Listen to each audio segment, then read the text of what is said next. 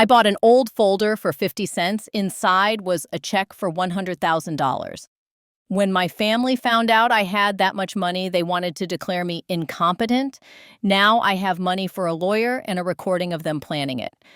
I found the folder under a wobbly lamp at a yard sale at St. Luke's Church, wedged between old hymn books and a chipped candy dish. 50 cents, the cashier said, already reaching for the bag.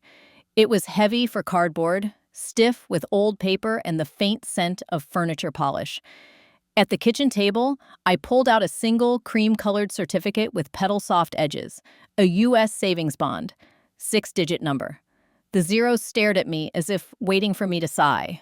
I reread the amount until it no longer seemed like a typo. 2 hours later, that calm was tested. My daughter arrived with coffee and a greedy look in her eyes. My son followed me with his annoying manner and the words, "You're overwhelmed, Mom. You have so much going on. We just want to help." "We were worried," my daughter began, smoothing out her napkin. "Bills, missed appointments." "What appointments?" I asked, even though I knew.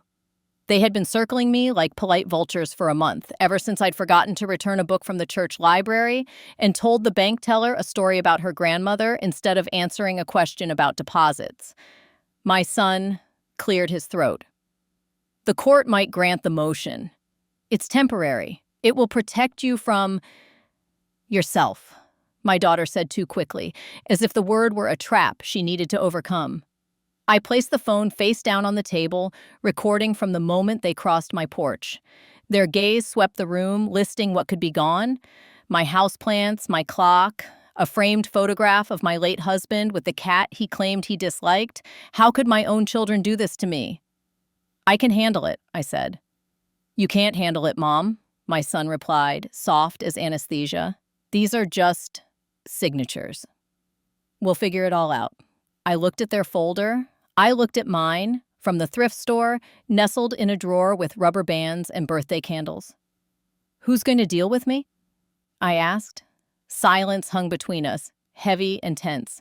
I let it stretch long enough for the recorder to register it. After they left, I washed the lipstick stains off the mugs, went to the safe in the bedroom, and hid the bond next to the marriage certificate. I called information and asked for an elder law attorney whose name I'd circled in a mailing list but never needed, until now. I listened to the recording while his secretary transferred me to another number. Their voices were clear as glass. They think age makes me soft clay. They forget I was a bookkeeper, that I balanced our hardware store ledgers by the grit under my nails and the count of every washer in the till. They mistake my politeness for permission. What do you do when your family makes plans for your life in a voice soft enough to pass for love? You plan louder. I didn't sleep much that night.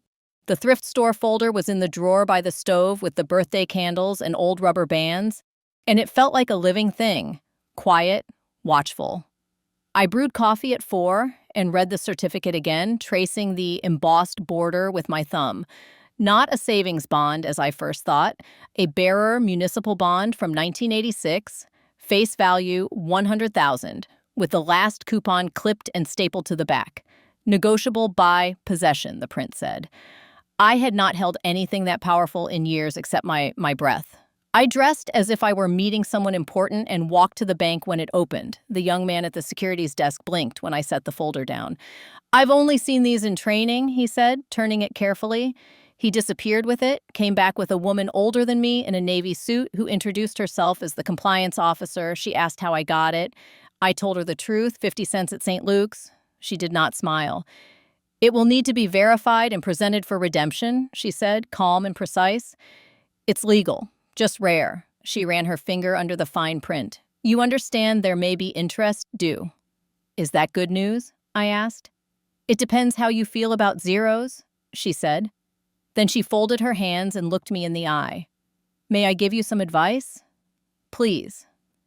"If anyone asks you for it, say you've placed it for safekeeping. Then actually do that." By noon, I had locked the bond in a safe deposit box under my name, signed the registry with a hand steadier than last week, and made an appointment with an elder law attorney a parish nurse had once recommended in the church newsletter. Her name was Priya Patel. Her receptionist offered me a slot 3 weeks out. I said I could come today. There was a pause, and then a small miracle.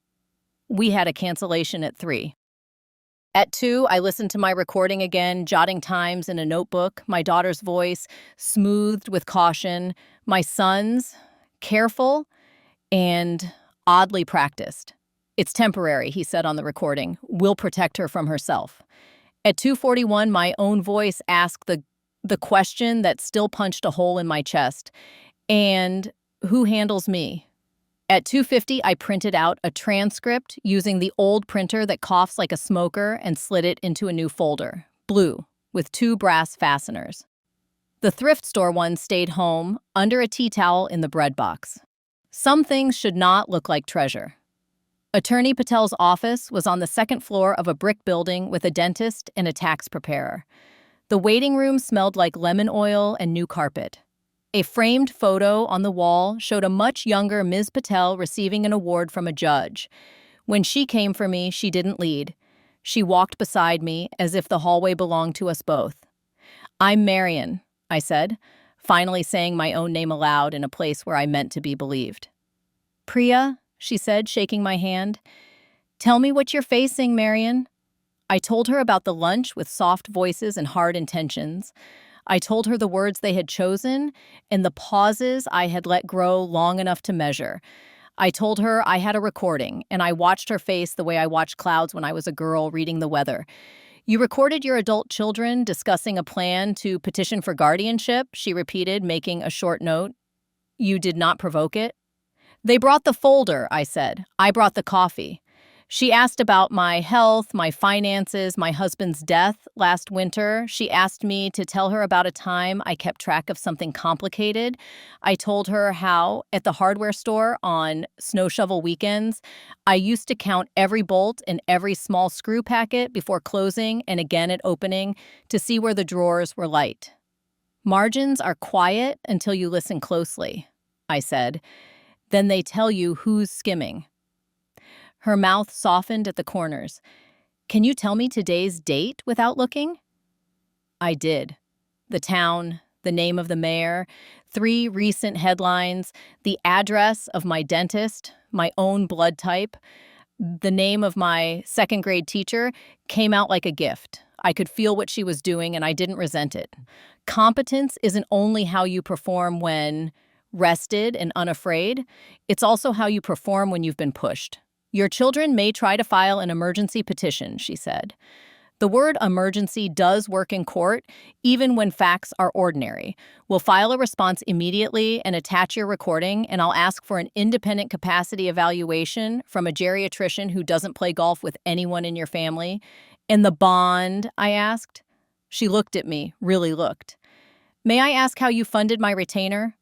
"St. Luke's," I said, 50 cents. She laughed then, not unkindly, and it loosened something inside me. I told her what the compliance officer had said.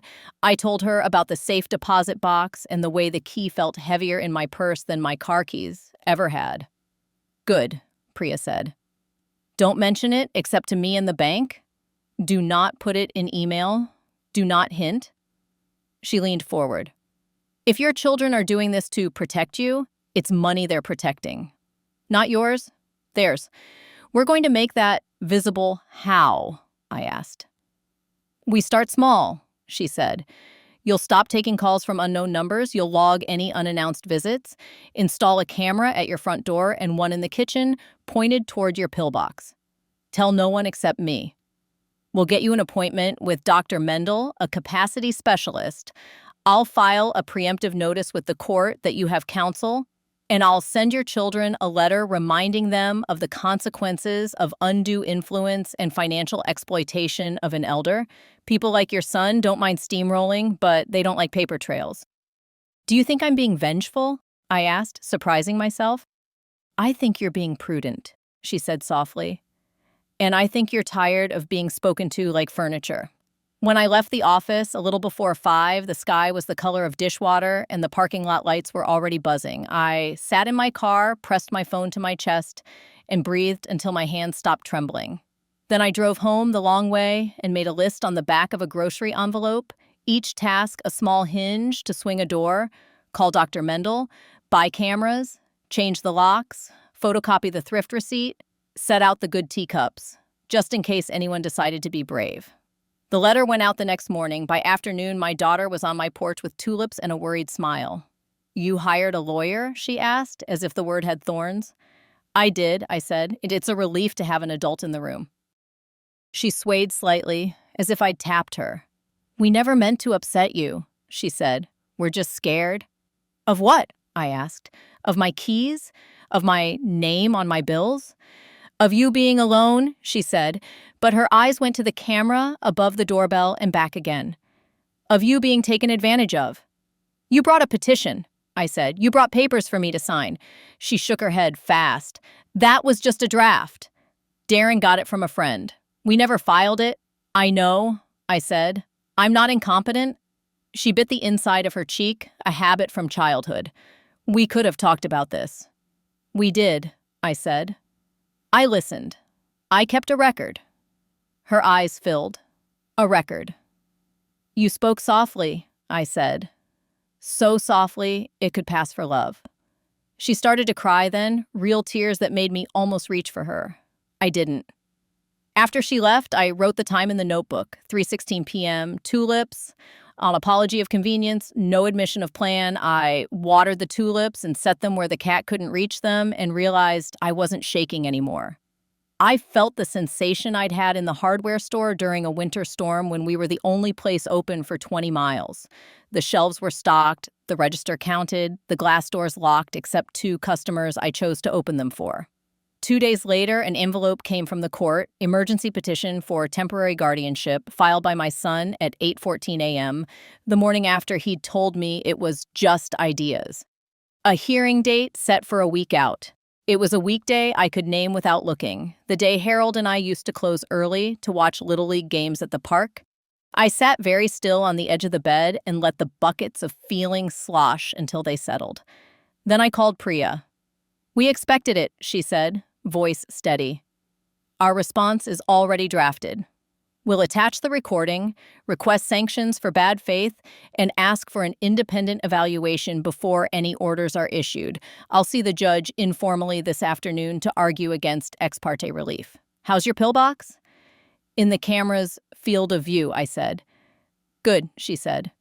"And Marion?" "Yes." "Be careful. People behave strangely when the story they've told themselves begins to break." The story began to break within 24 hours. A pharmacy called to confirm new prescriptions I hadn't ordered. I asked the pharmacist to read me the requesting doctor's name. He did. It was my son-in-law's colleague, the one who goes to our church twice a year and nods through sermons. "Please cancel," I said. "I have not changed medications. Note that my lawyer will follow up." That night, someone tried the back door at 1:05 a.m., rattled it once, and left. The camera caught a shadow shaped like impatience. I did not sleep. I made tea and read the church newsletter, underlining Priya's name where it appeared next to a Know Your Rights seminar from 2 years before. I folded the page into my purse like a talisman. The next morning, I made a second list titled Inevitable. On it, I wrote visits, flowers, texts, denial, someone saying, "We're worried about your driving," a suggestion to sell the house, a friend repeating their words back to me with concern.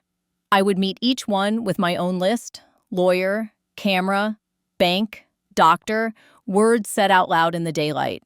Dr. Mendel saw me the day before the hearing. He was efficient without rush and kind without pity. He asked me to tell him how I grocery shop, in cash or card. How do I manage change? I described how I still count in my head with the rhythm of the cash drawer from the store and how I round in tens and backfill. He asked me to draw a clock, to name animals, to remember 3 words while talking about a former president's dog, to interpret a proverb. He asked me to tell him the story of my husband's last days. I did, and he did not fill the silence with, "I'm so sorry." He let it be what it was. When we were done, he put his pen down. "You are grieving," he said. "You are not incompetent. I will tell the court, so will they listen?" I asked. "Judges listen to consistency," he said. "You are consistent. In facts, in memory, in values." He smiled. "A quick thing. And in stubbornness. Don't lose that." The courthouse smelled like old books and the cleaner they use in high schools. My son sat on one bench with his wife, their heads together, their posture making a triangle that had no space for me. My daughter stood apart, texting with a furrow between her brows, as if the message would allow them to back out without admitting they'd packed for the trip. Priya arrived in a gray suit and flat shoes that meant business. She sat beside me with a file thick enough to make me grateful again for the safe deposit key in my purse. She squeezed my hand, quick and professional. "We'll go second," she whispered. "Let them build the box they're going to have to climb out of." The judge was a woman my age with iron gray hair, pulled back and eyes that looked like they had better things to do than be lied to. My son's lawyer, a man with a tan that argued for weekday golf, began solemnly, "Mrs. Clark is struggling with daily living. She has been missing bills, showing confusion at the bank, and is vulnerable to exploitation." He looked pleased with vulnerable, as if it were a word that made him a good person. He called my daughter to testify first. My daughter's hands shook when she was sworn in. She looked at me as if the judge would read her gaze like an apology. Priya didn't object to much. She took notes. When it was her turn, she stood and spoke like a metronome. "Mrs. Clark is not before the court because of incapacity. She is here because of a plan to remove her agency." She did not look at me when she said it. She put the recording on the table like bread. We listened. In that bright room with flags and the seal behind the judge, my kitchen sounded smaller, more intimate, the ceramic clink of mugs suddenly louder than any gavel. "It's temporary," my son's voice said. "We'll protect her from herself." "And who handles me?" my voice asked, quiet enough that I could feel my own throat move again. When the audio ended, Priya said, "We have also provided the court with an affidavit from Dr. Noah Mendel, a geriatric specialist who examined Mrs. Clark yesterday and found no evidence of incapacity." She tapped the file. "Additionally, we have pharmacy records showing a recent attempt to change prescriptions without her knowledge and a door camera clip of someone attempting entry at 1:05 a.m. 2 nights ago. The question before the court is not whether Mrs. Clark is perfect. The question is whether Mrs. Clark is a person with rights." The judge turned to my children. "Do you have responses to the audio, she asked. My son's lawyer began to speak. My son put a hand on his sleeve, then stood. "We were worried," he said. He looked at me for the first time. "We handled it badly." "What were you worried about, Wasim?" the judge asked. "Her being alone," he said.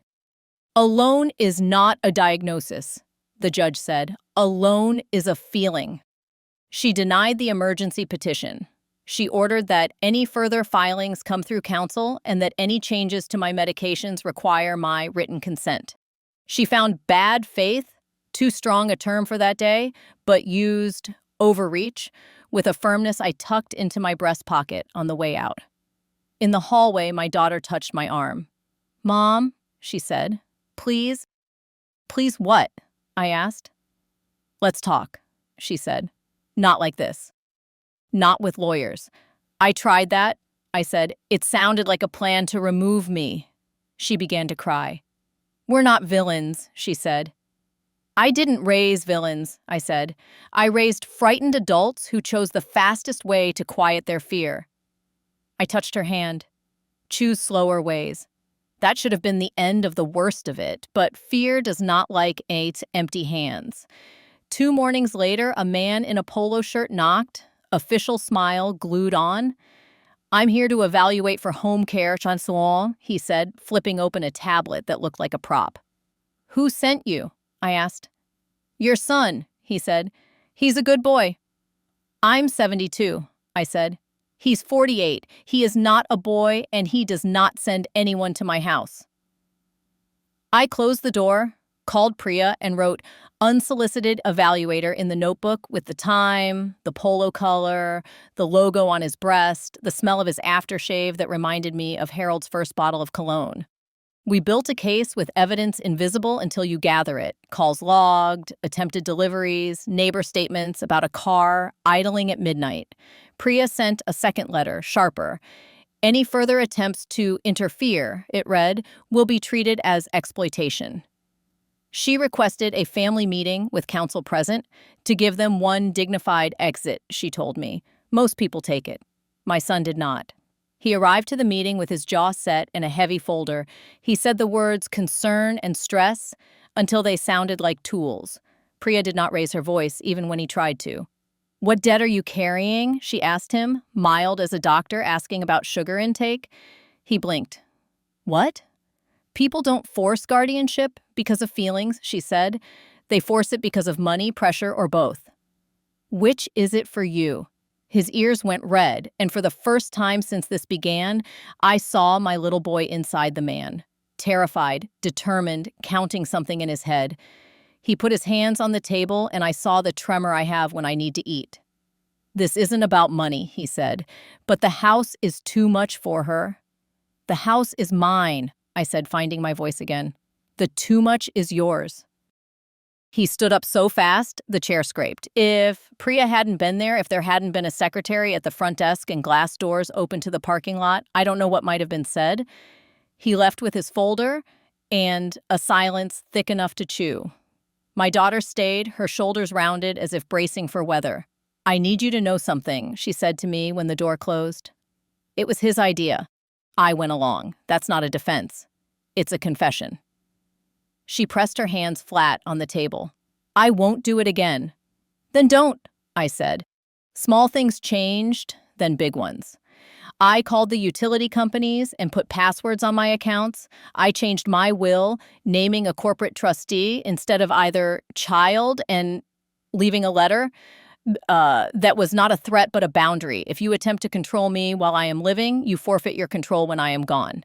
I created a trust for the neighbor boy who mows my lawn and the parish nurse fund and the shelter where I volunteer on Thursdays, where women my age sit at long tables and prove they're still whole by sorting donations into neat stacks.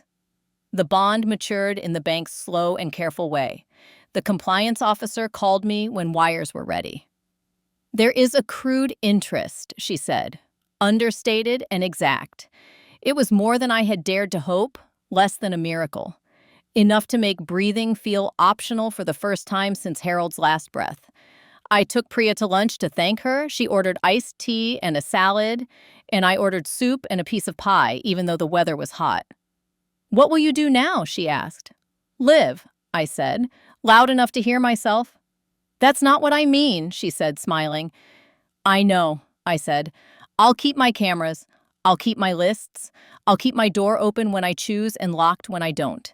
And I will answer only questions asked in good faith. Will you forgive them? She asked. I will forgive what will let me sleep, I said. The rest can sit outside like shoes after rain. The second hook, if you need one, here it is. 2 weeks after the hearing, a woman from St. Luke's Thrift called to ask if I had found anything interesting in the half-off bin. I laughed and said yes. She sounded odd. A man came by asking about a folder, she said. He said it was a family keepsake, mislaid. He wanted to buy it back. What did you tell him, sus? I asked. That we don't share customer information, she said. But he left a number.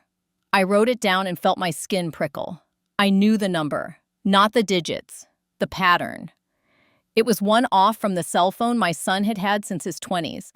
I gave it to Priya.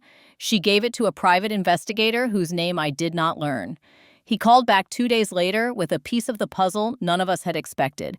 My son's company had been sued last year by a vendor, a quiet settlement, and the terms of the settlement included a debt schedule that looked like a row of teeth. The plaintiff, a small investment group, one of its members' numbers matched the one from the thrift store. That's not proof of anything, Priya said carefully, but it's context. And context is why judges listen. I walked to St. Luke's the next morning with 2 bags of good clothes and a check. The cashier from the day I bought the folder wasn't there, but a bulletin board near the door caught my eye. Missing papers, it said at the top. There was a flyer, lost deed, family Bible, marriage certificate. I stood a long time in front of that board until my back ached. Then I put my hand on it like a person making a vow in a church. If this had belonged to someone with a claim, if that someone had shown up, I would have listened. But this had been bait thrown in the water by someone who needed my life to be small enough to step over. I went home and packed a box for my daughter, photos of her babies, a sweater she'd left in high school, a book we'd read together when she had chicken pox. I wrote her a letter that said, "I will always open my door for honesty. If you come with someone else's words in your mouth, the cameras will record and the lawyer will answer. I will stay in my home as long as I decide. I am alive, not inventory." It didn't end with a cinematic flourish. It ended with tasks, with me in my kitchen at sunrise, counting pills into a weekly box while the camera watched, with me writing checks and balancing the ledger column, Scrabble tile neat, on my old yellow pad, with me answering the phone when it was my daughter calling to ask about a recipe and not to check in, with me ignoring the calls that came from numbers with voices that smiled too much, with me walking to the bank with flat shoes and a good umbrella in case it rained. On the anniversary of Harold's passing, I made a pot roast and set a place for him because it made me feel better. I took out the thrift store receipt and framed it in a cheap white frame. 50 cents, it says in ink smudged by a hurried hand. I set it on the mantel next to the folded triangle of the flag from his service and the photograph of me at 21 holding a paintbrush and looking at a wall as if it were a map. Sometimes at night, I replay the recording, not to hurt myself, but to remind myself how it sounds when people I love speak in plans. It anchors me to the woman who asked calmly and precisely, "And who handles me?" It reminds me that my voice is not a whisper and my age is not a permission slip for someone else's convenience.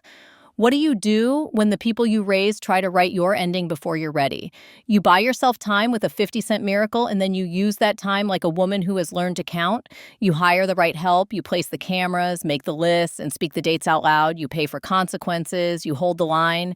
And when justice comes, quiet, paperwork thin, stamped by a judge and filed in a drawer, you don't celebrate like it's a television show. You make coffee. You text the neighbor boy to ask if he can help move the heavy plant to the porch. You press the safe deposit key against your palm and feel its cool certainty. You open the front door when someone you love knocks and step aside with the particular grace of a woman who knows that love without respect is just another word for custody. I still stop at St. Luke's on Thursdays. Sometimes I pick up a picture frame or a bread pan that weighs too much for what it is. I run my fingers along their edges and listen to the language they speak. Of use, of history, of hands. I carry small lives home and give them places. I am not a thing to be placed. I'm the one who places things. When the tulips finally wilted, I pulled the bulbs and planted them in the strip of soil by the mailboxes where they will surprise strangers in spring. I wrote a card to Priya and one to Dr. Mendel. I wrote without sending a letter to my husband telling him that the meatloaf at Charlie's Diner still tastes like childhood and that the cat finally acknowledged me as head of household by depositing a mouse on the back step.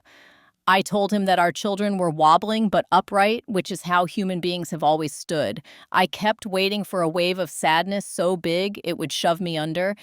Instead, there were smaller ones, regular as tides.